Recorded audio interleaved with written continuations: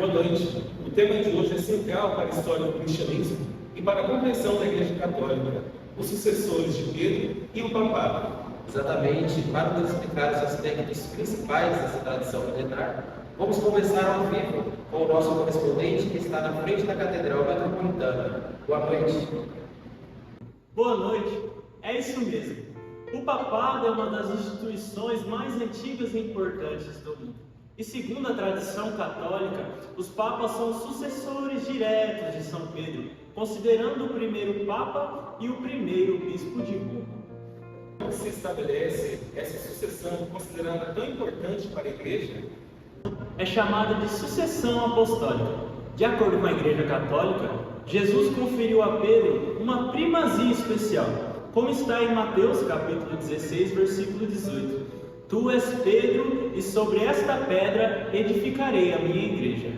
Essa autoridade foi transmitida através dos séculos, garantindo a continuidade do ministério e do magistério de Pedro.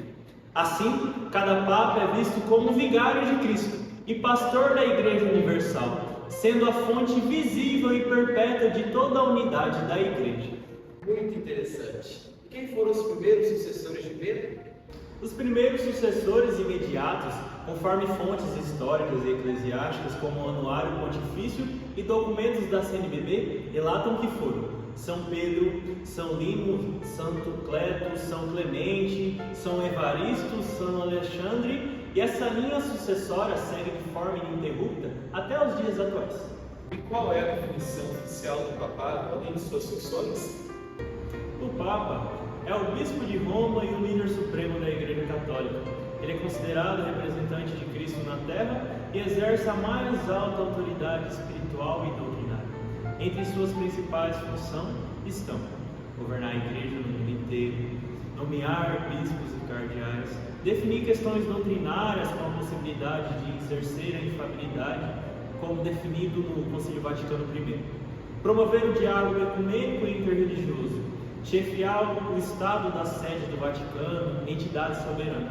E por fim, seus títulos oficiais incluem Bispo de Roma, Vigário de Jesus Cristo, Sucessor do Príncipe dos Apóstolos, Sumo Pontífice da Igreja Universal e Servo dos Servos de Deus. Uma trajetória realmente marcante. Poderia nos explicar como esta instituição evoluiu historicamente? O papado desempenhou um papel importante ao longo da história. Na antiguidade, São Paulo estabeleceu a igreja em Roma, onde foi martirizado, e seus sucessores consolidaram a posição do bispo de Roma como símbolo de unidade. Na Idade Média, o papado ganhou força política e espiritual, coroando imperadores como Carlos Magno, mas também enfrentou crises como o cisma do Ocidente. Na Idade Moderna, perdeu o poder temporal após a Reforma Protestante e a unificação da Itália, mantendo apenas a soberania sobre o Vaticano. Atualmente é um cargo de liderança espiritual e moral, com influência global em questões como justiça e preservação ambiental. E alguns papas, claro, se destacaram ao longo do século, não é?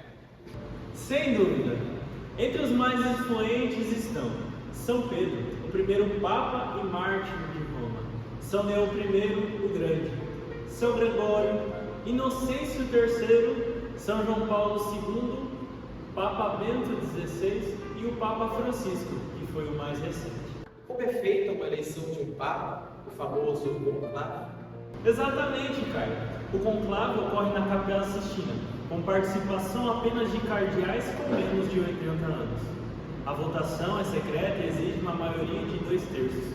O resultado é sinalizado pela fumaça, branca se há novo Papa e preta se não houver eleição. Quando eleito, o candidato é questionado se aceita e escolhe o nome.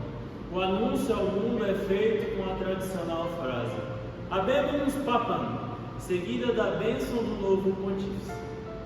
Neste ano também tivemos a eleição do novo Papa. Exatamente, André. No dia 8 de maio de 2025, foi eleito Leão XIV, o 14º Papa a adotar esse nome, carregado de simbolismo e tradição. O nome Leão significa força e realeza, remetendo ao Cristo ressuscitado. o leão da tribo de Judá, lá no livro de Apocalipse, capítulo 5, versículo 5. A firmeza na fé, como o leão de São Marcos Evangelista. Adotar esse nome expressa o desejo de exercer a autoridade espiritual e demonstrar coragem em frente aos desafios contemporâneos da Igreja. Como você disse agora há pouco, houve 14 papas com o nome Leão. Poderia dizer quais foram esses papas? Antecedendo o Papa Leão XIV, tivemos com esse nome 13 papas.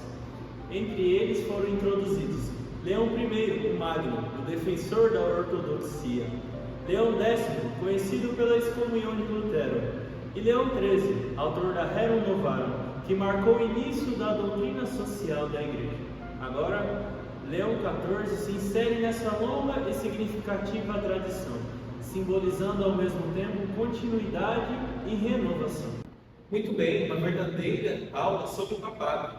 Agradecemos pela sua participação e por nos trazer informações muito importantes. Foi uma alegria participar com vocês, Caio e André.